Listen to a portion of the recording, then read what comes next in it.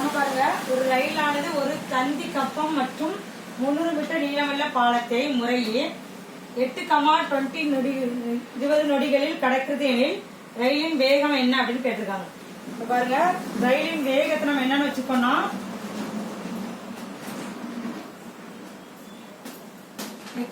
எக்ஸ்ன்னு எடுத்துக்கணும். எக்ஸ்ங்க நீளத்தை ஒய்ன்னு எடுத்துக்கோங்க. ரயிலின் நீளத்தை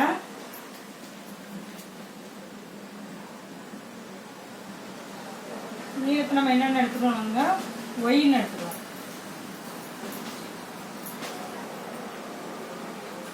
நம்ம என்ன கேட்டிருக்காங்க அப்படின்னு பாருங்க, நேரம் பார்க்குறோம். நேரம் வந்து ஃபார்முலா என்னன்னா நீளம் டிவைடட் பை வேகம். இது நம்ம ஒய்ன்னு எடுத்துக்கோம். இப்போ ஒய் டிவைடட் பை எக்ஸ். இதோட வேல்யூ நமக்கு என்ன கொடுத்துருக்காங்க, நீள பாலத்தை முறையே 8ன்னு கொடுத்துருக்கோம். அப்போ ஈக்குவல், இப்போ இதை மல்டிப்ளை பண்ணுறோம்.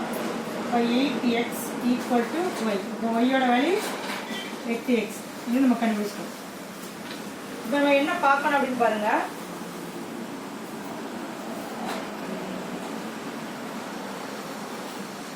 வேகம்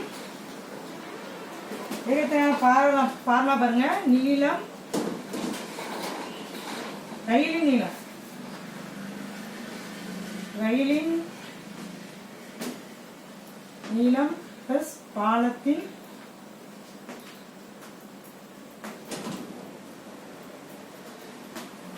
டிவைடட் பை நேரம்.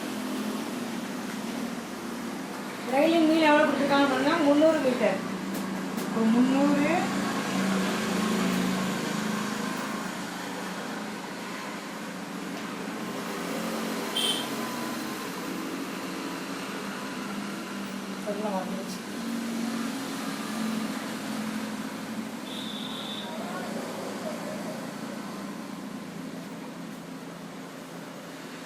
இந்த பாலத்தின் நீளம் வந்து நம்ம ஏற்கனவே கண்டுபிடிச்சிருக்கோம். அதனால 8x டிவைடட் பை நேரம் எவ்வளோன்னு பாருங்க, கொடுத்துருக்க நமக்கு நேரம் அளவு 20 கொடுத்துருக்காங்க. இப்போ வேகம் ஏற்கனவே பார்த்துருக்குது 8x divided 300 plus 8x divided 20. இப்போ இதை மல்டிப்ளை பண்ணுவோம். 20x equal 300 plus 8x.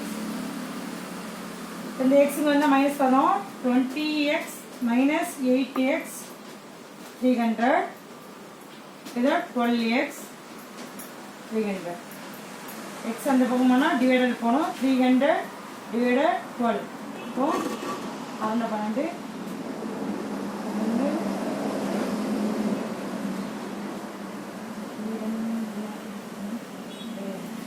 எக்ஸோட வேல்யூ நம்மளுக்கு வந்து 25. கேட்டிருக்கிற ரயிலின் வேகம் வந்து 25. இந்த ஆன்சர். தேங்க்யூ.